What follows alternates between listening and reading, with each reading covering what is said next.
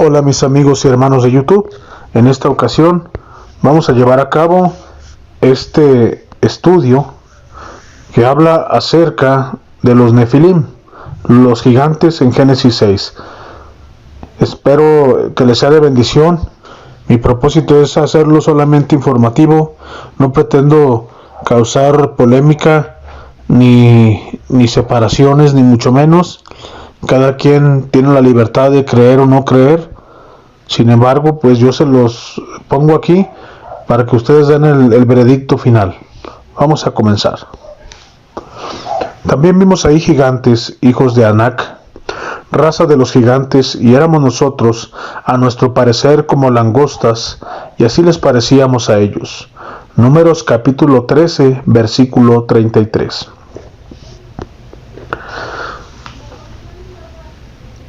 Detallamos el origen bíblico de los gigantes híbridos, mitad angelicales, mitad humanos, conocidos como Nefilim, que fueron el producto de las relaciones ilícitas entre los ángeles caídos y las mujeres humanas en el tiempo antes del diluvio y el arca de Noé. La inundación acabó con los gigantes, pero poco después del diluvio volvieron y se extendieron por toda la tierra prometida. No solo regresaron los gigantes después del diluvio, sino que fueron los principales enemigos de Dios y de su nación elegida, Israel, durante siglos, que durante un tiempo los Nefilim estuvieron en todo el antiguo Medio Oriente, causando estragos, atacando al pueblo de Dios y creando prácticas espirituales para atraer a la humanidad a adorar a Satanás y a sus ángeles. Génesis capítulo 6. El origen de los Nefilim. Y sucedió que cuando los hombres comenzaron a multiplicarse sobre la faz de la tierra, les nacieron hijas. Los hijos de Dios vieron que las hijas de los hombres eran hermosas, y ellos tomaron esposas de todo lo que eligieron. Y el Señor dijo: no contenderá mi espíritu con el hombre, porque él también es carne, mas serán sus días 120 años. Había gigantes en la tierra en aquellos días, y también después de esto, cuando los hijos de Dios vinieron a las hijas de los hombres y les engendraron hijos. Los varones fuertes hicieron de antaño, hombres de renombre, y vio Dios que la maldad de los hombres era mucha en la tierra, y que todo designio de los pensamientos de su corazón era solamente maldad continuamente. Génesis capítulo 6, versículos 1 al 5. Este breve pasaje cuenta una historia de origen muy importante. Un grupo de los hijos de Dios, el nombre bíblico para los ángeles, en rebelión contra el Señor, vino a la tierra y tomó sus mujeres humanas como esposas para tener relaciones ilícitas. Y sus hijos híbridos, mitad humanos, mitad angelicales, eran los gigantes Nefilim. La idea que los ángeles duerman con mujeres y tengan hijos no es algo en lo que todos los cristianos estén de acuerdo, conozcan o se sientan cómodos.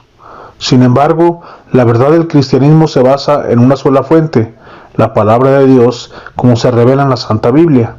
Y a partir de un estudio de las Escrituras, queda claro que este evento realmente sucedió. ¿Eran los ángeles hijos de Dios? Esta pregunta a menudo se plantea inicialmente como una objeción a la idea de que los gigantes Nefilim alguna vez existieron.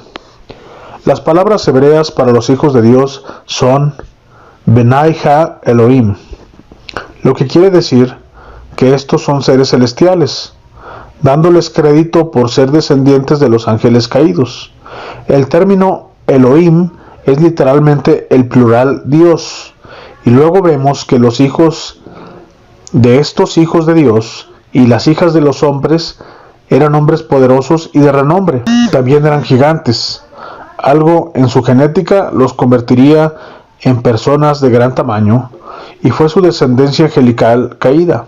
Pero nuevamente debemos seguir buscando en la Biblia para asegurarnos de su significado.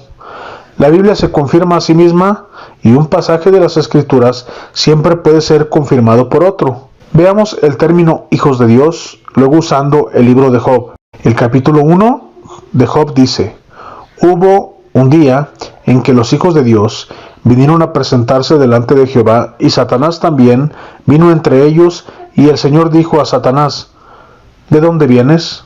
Entonces Satanás respondió al Señor y dijo: de ida y vuelta en la tierra y de subir y bajar en ella. Job capítulo 1 versículos 6 y 7. La escena que se describe donde Dios se encuentra literalmente con los hijos de Dios tuvo lugar en el cielo. Este es un concilio divino que Dios sostiene donde Él elige reunirse con ángeles buenos y malos para discutir asuntos del mundo. Para más ejemplos de estas asambleas, puede ver también Primero de Reyes 22 y Salmo 82. Otro consejo divino es llamado en el capítulo 2 de Job. El versículo 1 dice: Hubo un día en que los hijos de Dios vinieron a presentarse delante de Jehová, y Satanás vino entre ellos para presentarse delante de Jehová. De nuevo, a partir de la lectura clara del texto, los hijos de Dios no son hombres humanos, sino que en realidad son ángeles, que se reúnen en el cielo con el Señor, y el término hebreo es Bnai Ha Elohim, la tercera referencia a los hijos de Dios en el Antiguo Testamento.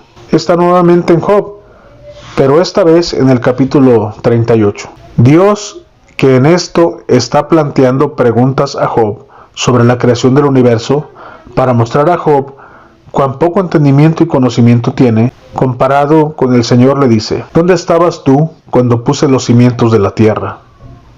Declara si tienes entendimiento. ¿Quién ha puesto sus medidas, si lo sabes? ¿O quién ha extendido la línea sobre ella? ¿Con qué se sujetan sus cimientos? ¿O quién puso su piedra angular cuando las estrellas de la mañana cantaban juntas y todos los hijos de Dios gritaban de alegría? Job 38, versos 4 al 7. Así que de nuevo no solo fueron los hijos de Dios otra vez con Dios, sino que existieron incluso antes de que la tierra misma fuera creada. Cada uso del término Bnai Ha Elohim en el Antiguo Testamento es una referencia a los seres angélicos. En la Septuaginta, la forma más antigua del Antiguo Testamento de hoy, y la versión más citada por Jesús y sus discípulos en el Nuevo Testamento, el término de hijos de Dios ni siquiera se usa en estos pasajes de Job. Simplemente dice los ángeles de Dios. Por lo tanto, se puede concluir con certeza que los hijos de Dios en Génesis 6 eran de hecho ángeles. ¿Los ángeles tenían relaciones sexuales con las mujeres humanas? Job, el libro más antiguo de la Biblia, fue escrito por el patriarca Job, el cual vivió cerca del tiempo del diluvio, por lo que las referencias a los ángeles reflejan esto. Hay un pasaje que no se cita a menudo en las Escrituras, que establece directamente que ciertos ángeles estaban realmente involucrados en relaciones ilícitas con mujeres humanas. Ocurre cuando Elifaz, uno de los amigos de Job, que lo está consolando por la pérdida de su familia en un huracán apoderado por Satanás, comparte una visión divina que tenía. Ahora una cosa me fue traída secretamente, y mi oído recibió un poco de eso. En los pensamientos de las visiones de la noche, cuando el sueño profundo cayó sobre los hombres, el miedo vino sobre mí, y temblando, que hizo temblar todos mis huesos, entonces un espíritu pasó frente a mi cara. El pelo de mi carne se levantó, se detuvo, pero no pude discernir su forma. Una imagen estaba ante mis ojos. Hubo silencio y oí una voz que decía: ¿será el hombre mortal más justo que Dios? ¿Será un hombre más puro que su Creador?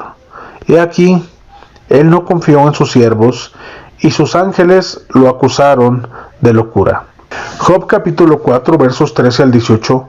La palabra locura en el Antiguo Testamento se usa para describir el pecado sexual. Una vez más usamos las Escrituras para interpretar las Escrituras, y cuando ella se los había traído para que comiera, la agarró y le dijo: ven, acuéstate conmigo, hermana mía. Ella le respondió: no, hermano mío, no me obligues, porque no se debe hacer tal cosa en Israel. No tengas esta locura. Segunda de Samuel capítulo 13 versículos 11 y 12. Así que vemos en ciertos ángeles indignos de confianza fueron acusados del pecado de la locura por actos sexuales y pecaminosos. En la Septuaginta el versículo de Job dice: percibe la perversidad en sus ángeles, dando aún más confirmación de que hubo actos sexuales pecaminosos cometidos por los ángeles. Los libros de Segundo de Pedro y Judas detallan el castigo de los ángeles que cometieron estos pecados. Los ángeles que no guardaron su primer estado, sino que se dejaron su propia habitación, los ha reservado en cadenas eternas bajo la oscuridad hasta el juicio del gran día.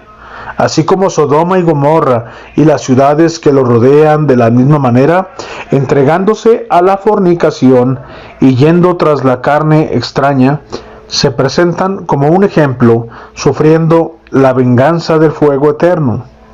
Asimismo, estos asquerosos soporíferos contaminaron la carne, desprecian el dominio y hablan mal de las dignidades. Judas capítulo 1, versículo 6 al 8. Aquí vemos una referencia a los ángeles que dejaron su habitación y están reservados en cadenas hasta el día del juicio final. Este fue el castigo para aquellos ángeles que dejaron su habitación en el mundo espiritual para ir tras la carne extraña, es decir, mujeres humanas. También tenga en cuenta que hay una referencia a Sodoma y Gomorra, ciudades tan impregnadas de corrupción sexual, que cuando dos ángeles divinos se desplazan para visitar la casa de Lot y sacar a él y su familia de la ciudad, los hombres y los niños van a la casa de Lot para exigir. Los ángeles son sacados para que puedan conocerlos. Los descendientes de esta unión ilícita entre ángeles y mujeres humanas eran gigantes, que se convirtieron en hombres poderosos, que eran antes de los hombres de renombre, según Génesis 6. El hecho de que fueran gigantes también es una prueba en sí misma de que su origen era superhumano. Pero estos gigantes eran malvados, habiendo nacido de ángeles corruptos y satánicos. Dominaron la tierra y la llenaron de violencia. Es interesante notar que la Biblia los llama hombres de renombre. La palabra hebrea aquí, Shem, se refiere a ser famoso y legendario. Es como si la Biblia indicara que cuando el lector oye hablar de leyendas de semidioses, titanes o héroes legendarios que fueron parte de Dios, a esto se referían estos mitos. Estos fueron hombres de habilidad y fuerza sobrehumanas. Además de causar violencia y pecado en el mundo, los Nefilim también estaban corrompiendo el linaje humano. ¿Por qué Satanás haría esto? Después del pecado de Adán y Eva en el jardín de Edén, Dios pronunció un juicio sobre Satanás. Y Jehová Dios dijo a la serpiente: por cuanto esto hiciste, maldita serás entre todas las bestias y entre todos los animales del campo, sobre tu vientre andarás y polvo comerás todos los días de tu vida. Y pondré enemistad entre ti y la mujer, y entre tu simiente y la simiente suya. Herirá tu cabeza y tú le herirás en el talón. Génesis capítulo 3 versos 15. Esta declaración fue histórica. Dios proclamó que el medio por el cual Satanás finalmente sería castigado y destruido sería a través de la simiente de la mujer. Debe recordarse en este momento que nuestro enemigo Satanás es un ser mucho más antiguo y mucho más poderoso y malvado, por lo que esta profecía fue una declaración seria. Una mujer humana daría a luz un niño varón que algún día destruiría al diablo. Esta fue la primera profecía de la venida del Mesías Jesucristo. Satanás fue avisado a partir de ese momento y se propuso corromper o destruir a un niño temeroso de Dios, ya que éste podría ser potencialmente el Redentor profetizado. A medida que más humanos temerosos de Dios comenzaron a poblar la tierra, Satanás instituyó su plan Nefilim en acción. Al corromper la semilla de la mujer, Satanás podría evitar el nacimiento del Mesías, quien por supuesto tenía que ser humano y no parte de ángel caído. Satanás quiere que la palabra de Dios fracase, pero él sabía que además de la mujer que Dios profetizó, que Satanás también tendría una simiente. Por lo tanto, los Nefilim fueron un intento de frustrar el plan de salvación de Dios para la humanidad. En cada paso, los gigantes Nefilim, a través de su origen angélico malvado, buscaron socavar o deshacer lo que Dios había establecido para que la humanidad se reconciliara con Él. En su dominio de la tierra, se reprodujeron tan rápidamente que Dios proclamó que toda la carne de la tierra se había corrompido. Ellos dominaron la tierra con la guerra, el derramamiento de sangre y su religión pagana, que se trataba de los gigantes Nefilim, que propagaban la violencia y pecan, que Dios vio que la maldad de los hombres era mucha en la tierra y que todo designio de los pensamientos en su corazón era solamente el mal. Continuamente la humanidad estaba a punto de ser aniquilada, sin esperanza de ser salvada del pecado. Si cada persona nacida se convirtiere en parte ángel caído, por lo tanto Dios juzgó a la tierra con el diluvio. El propósito del diluvio en el día de Noé. Muchos pastores eruditos de la Biblia y escépticos de la Biblia ven el diluvio como la forma en que Dios trata a la humanidad después de que la humanidad simplemente peca demasiado. Sin embargo, con todo respeto, esta es una forma muy simplista de ver la inundación. Después de todo, la sociedad actual es igual de corrupta y depravada, sino mucho peor que en lo que cualquier época anterior. En el siglo pasado murieron más personas en la guerra que en 900 años anteriores. Entonces, ¿por qué un juicio tan global solo ocurriría en los días de Noé? La respuesta es que había problemas mucho más complejos sucediendo en los días de Noé. La inundación sirvió para tres propósitos principales. Número 1, destruir a los gigantes Nefilim. Número 2, para castigar a los ángeles que cometieron las relaciones ilícitas con las mujeres y hacer un ejemplo de ellos para que ningún otro ángel intente eso otra vez. Y número 3, para salvar a la humanidad de una destrucción segura. Mucho más que la reacción exagerada de un Dios enojado, como les gusta a los escépticos pintarla, la inundación fue la manera de Dios de preservar la raza humana y su línea de sangre, antes que se viera completamente corrompida por los gigantes Nefilim. Este es un punto importante. Muchas personas señalan el diluvio como prueba de que Dios es cruel y de que está enojado con la humanidad todo el tiempo y está dispuesto a matar a millones de personas por capricho. Sin embargo, la verdad bíblica fue que Dios envió el diluvio para preservar la humanidad y para asegurar de que aún pudiéramos recibir al Redentor prometido, que podría salvar nuestras almas. Sin Jesucristo no hay esperanza, no hay futuro, no hay perdón, es decir, cada persona pasaría la eternidad en el infierno. El diluvio fue la manera de Dios de mantener esa esperanza para todas las personas. Pero Noé halló gracia en los ojos de Jehová. Estas son las generaciones de Noé. Noé fue un hombre justo y perfecto en sus generaciones. Y Noé caminó con Dios. Noé fue elegido para continuar y reiniciar a la humanidad después del diluvio porque era un creyente en Dios. Además era perfecto en sus generaciones, lo que significaban que su ascendencia y linaje genético era 100% humano. Noé no había sido parte de la hibridación Nefilim que estaba plagando a la humanidad. La palabra hebrea para perfecto en este verso es tameim, que significa completo, con referencia a la salud y condición física. Esta es la misma palabra que se usa para describir la condición de los sacrificios de animales al Señor. El que ofrezca sacrificios de paz al Señor para cumplir su voto o una ofrenda voluntaria en ganado o cordero será perfecto para ser aceptado. No habrá mancha en él. Levítico capítulo 22, versículo 21. Por lo tanto, Noé, sus 3 hijos y sus esposas pudieron sobrevivir al diluvio y reiniciar la humanidad, pero desafortunadamente los gigantes Nefilim regresaron, gigantes después de la inundación. Había gigantes en la tierra en aquellos días y también después de eso. Génesis capítulo 6, versículo 4. El versículo anterior deja en claro que los gigantes Nefilim regresaron después del diluvio. Ahora bien, En ninguna parte de las Escrituras se vuelve a escribir que los ángeles alguna vez cohabitaron o tuvieron relaciones con mujeres humanas después del diluvio.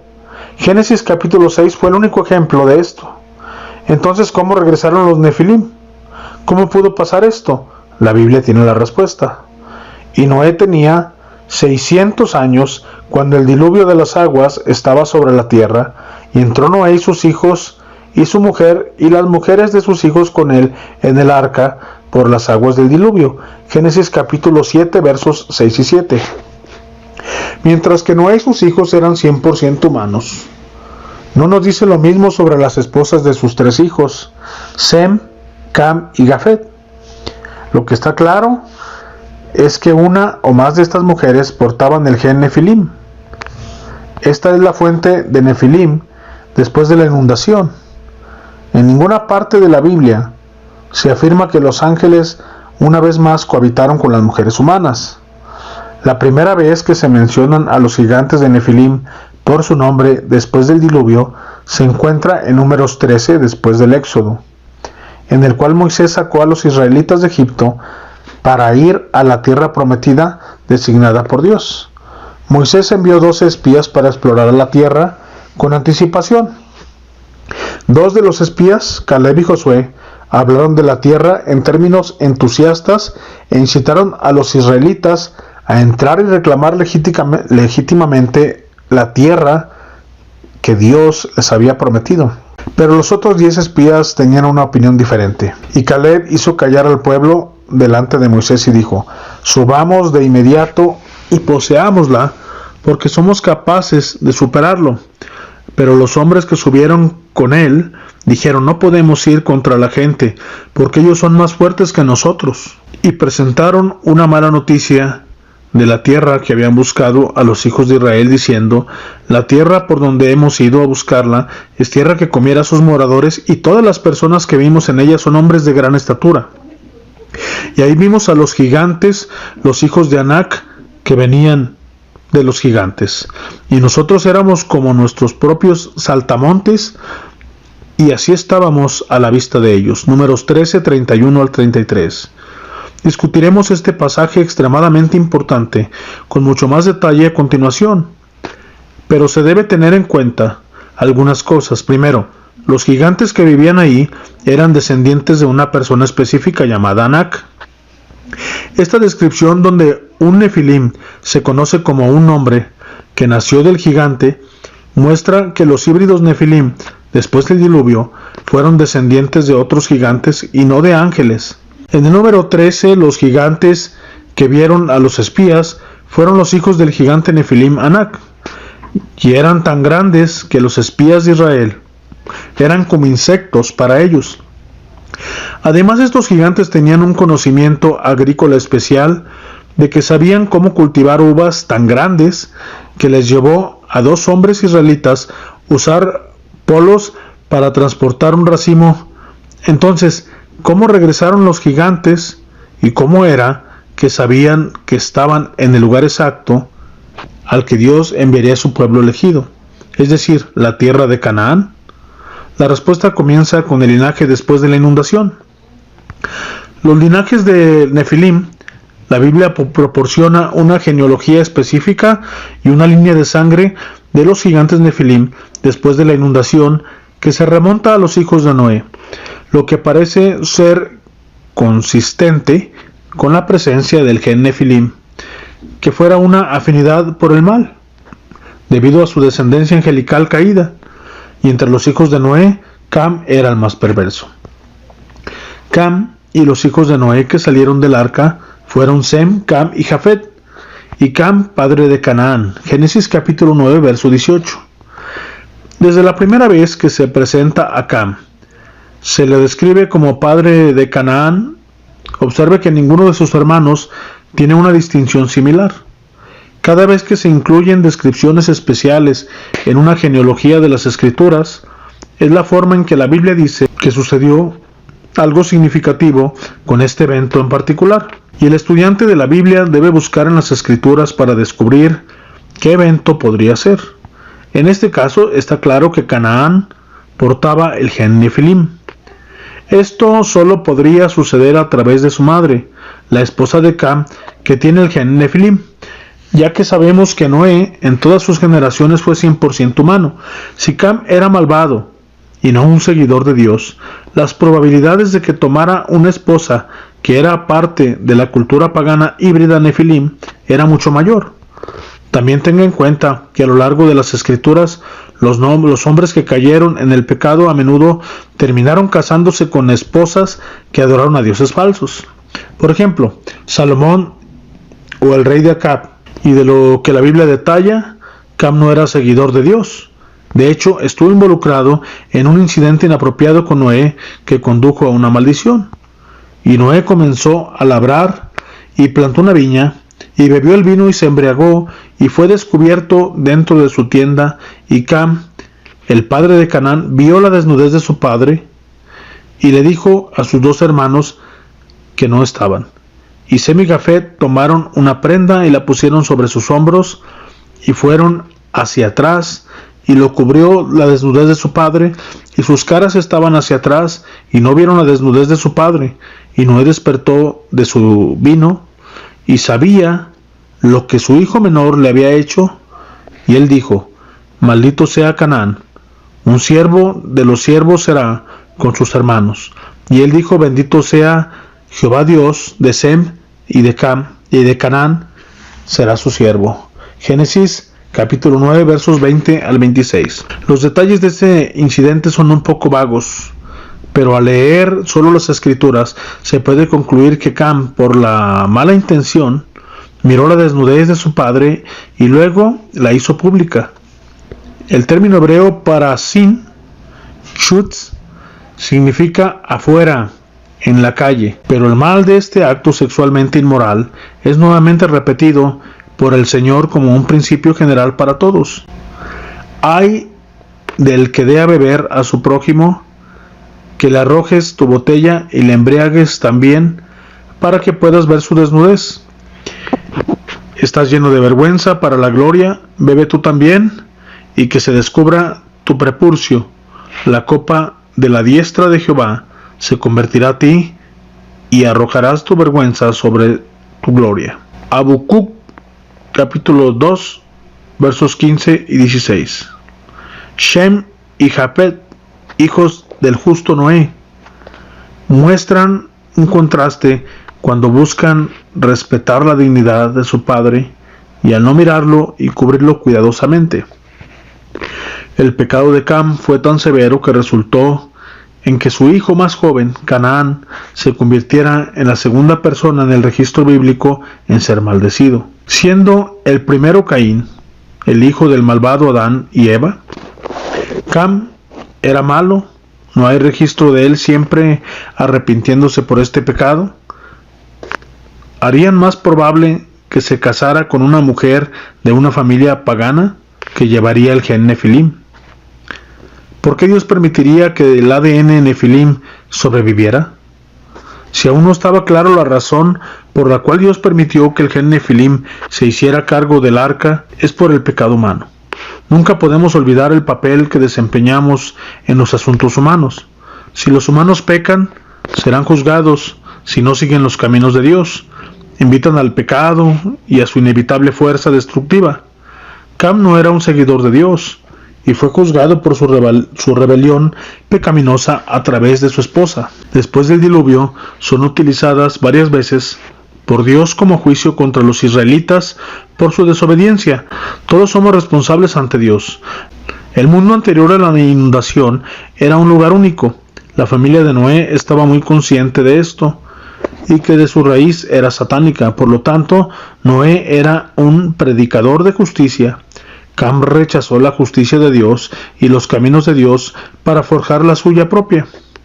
Esto fue únicamente culpa de Cam.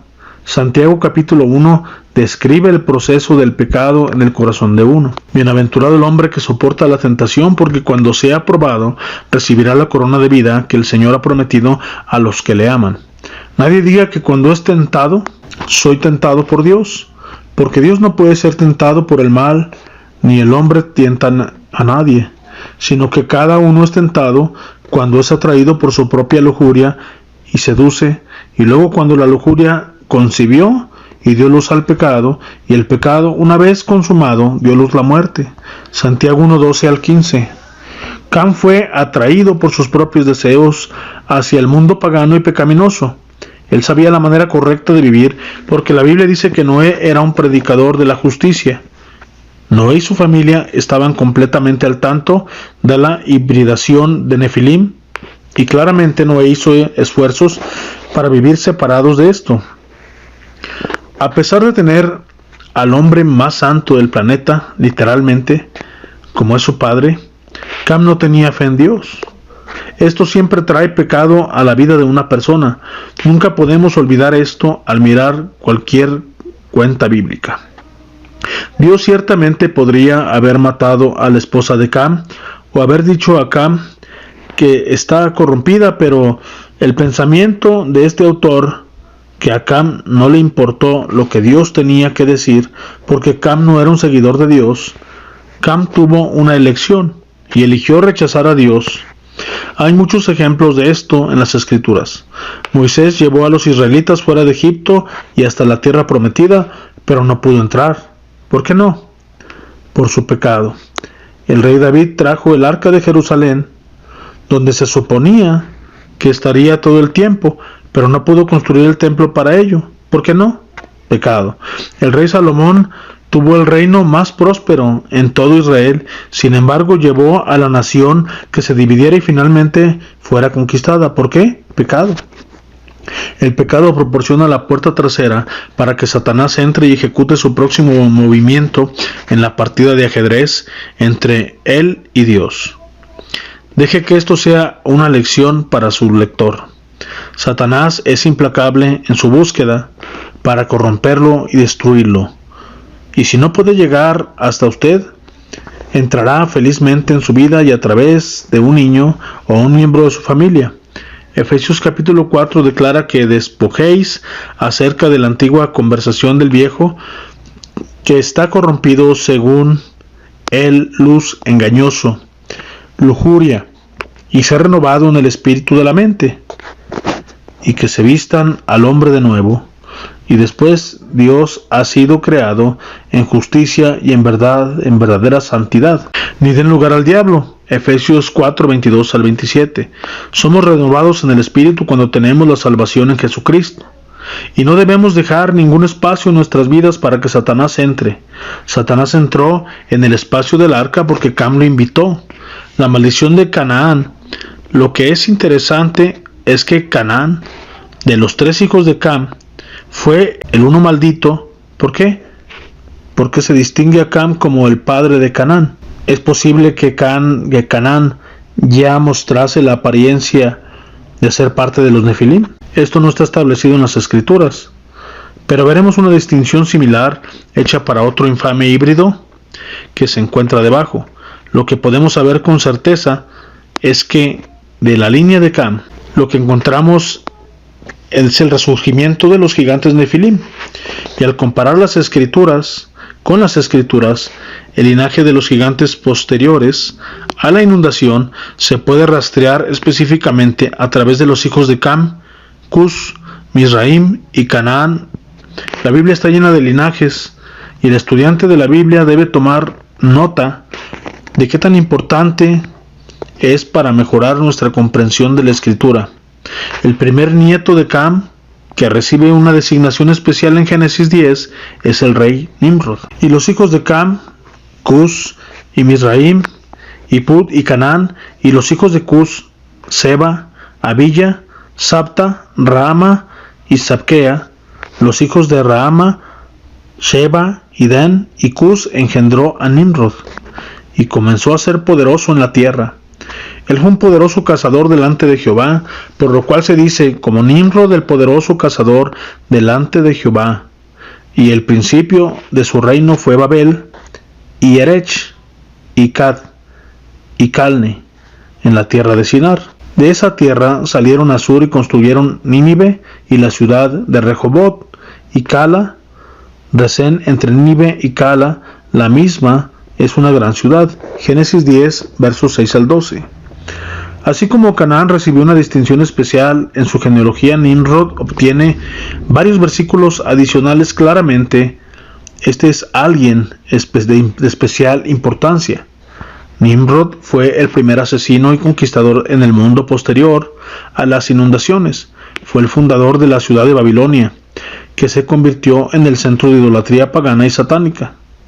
Gran parte de ella con varias versiones del mismo Nimrod, siendo adorado como un dios. Su nombre, que significa rebelarse o rebelarse, indica su disposición. Él era un enemigo de Dios y en ese momento era el principal servidor de Satanás en la tierra. Se le atribuye el liderazgo de la construcción de la Torre de Babel, un templo religioso utilizado para acceder al reino angélico a través del ritual pagano. La Torre de Babel fue también el primer intento de un gobierno global dirigido por Nimrod y un intento del hombre para alcanzar el reino espiritual y la divinidad sin el Señor. A lo que Dios rápidamente respondió destruyendo la torre, confundiendo las lenguas del mundo había ahí y también dispersándolos por toda la tierra. ¿Fue este nieto de Ham posible un Nefilim? Es interesante observar que el versículo 9 establece que Nimrod comenzó a ser poderoso en la tierra. El término para poderoso, Giborim, es la misma frase hebrea utilizada para describir a los gigantes Nefilim en el capítulo 6 de Génesis, que eran hombres poderosos. También es el mismo término usado para describir al gigante Goliat en 1 de Samuel 17:51. ¿Fue Nimrod un Nefilim? En la mitología, Nimrod es conocido por muchos hombres, entre los Gilgamesh y Osiris, que fueron adorados como dioses. En los textos sumerios se le describe como 2/3 de Dios, 1/3 de hombre. La palabra hebrea para comenzar en el versículo es shalal, que significa profanar o contaminar. Uno mismo comenzar ritualmente o sexualmente. El comentario de la Biblia de Matthew Henry sobre este pasaje dice: lo que es observable y mejorable en estos versículos es el relato aquí dado de Nimrod. Aquí está representado como un gran hombre en su día, que comenzó a ser poderoso en la tierra, es decir, mientras que los que lo precedieron lo contentaron con estar en el mismo nivel que sus vecinos, y aunque cada hombre tenía una regla en su propia casa, sin embargo ningún hombre fingió más la mente inspirante de Nimrod. No podía descansar aquí. Estaba decidido a ir por encima de sus vecinos, no solo para ser eminente entre ellos, sino para enseñorearse de ellos. El mismo espíritu que actuó en los gigantes antes del diluvio, quienes convirtieron en hombres poderosos y hombres de renombre, ahora revivió en él tan pronto que fue ese tremendo juicio que trajo el orgullo y la tiranía de aquellos poderosos hombres en el mundo olvidado. La última pieza evidencia a considerar que en la revisión de los 70 y la revisión más antigua del Antiguo Testamento, el mismo versículo del Génesis dice: y Cus engendró a Nimrod. Comenzó a ser un gigante sobre la tierra. Era un cazador gigante ante el Señor Dios, por lo tanto dicen como Nimrod, el cazador gigante ante el Señor. Génesis 10, 8 y 9. Entonces, a partir del texto, la escritura parece que a través de alguna forma de impureza o ritual oculto, Nimrod, el nieto de Cam, se transformó en un gigante. Casluhim y Captor y Misraim engendró a Ludim y a Anamim y a Lehabim y a Nafutim y a Patrushim y a Kalushim, de quienes vinieron los filisteos y Catrofim. Génesis capítulo 10 versos 13 y 14. El hijo de Cam, Misaraim, también contribuyó en el linaje de los Nefilim. En el versículo 14 tenemos la primera mención de los filisteos, cuyo antepasado era Filistim, la nación gigante de Goliat. Calchuhim era la parte de Filistim y su familia. Más tarde residió en Captor Promised Land. Así que vemos los orígenes directos de los filisteos, unos de los enemigos acalorados de los israelitas, que también portaban el gen Nefilim. De hecho, como se mostrará, el filisteo, la nación, fue el escondite final para el remanente de los gigantes Nefilim. Y se remonta a Culchim y el hijo de Misraim y el nieto del malvado Ham, Canaán. El nombre de Canaán debería de ser más familiar, ya que era la tierra prometida, el que el Señor reservó para los israelitas después de que escaparon de Egipto. Gracias a Dios, a los milagros y a los liderazgos de Moisés, el hecho que estaba en la tierra prometida, que los israelitas debían habitar, no fue una coincidencia. Los filisteos eran adoradores de demonios, ángeles caídos y Satanás, y los gigantes Nefilim, entre ellos estaban trabajando para atacar al pueblo elegido de Dios. La línea de Canaán contiene muchos de los enemigos de Dios, y Misraim engendró a Ludim, y Canaán engendró a Sidón, su primogénito, y Het, y el Jebuseo, y el Amorreo, y el Girgasés. Génesis capítulo 10, 14 al 16. Los Jebuseos, Amorites y Jehuistes, todos los primos de Nimrod, se mencionan una y otra vez con referencia a los israelitas que capturan la tierra prometida. Estas familias eran usurpadoras en la tierra prometida y llevaban muchos genes Nefilim. Esto es una vez más porque Dios tuvo que lidiar despiadadamente con estas naciones.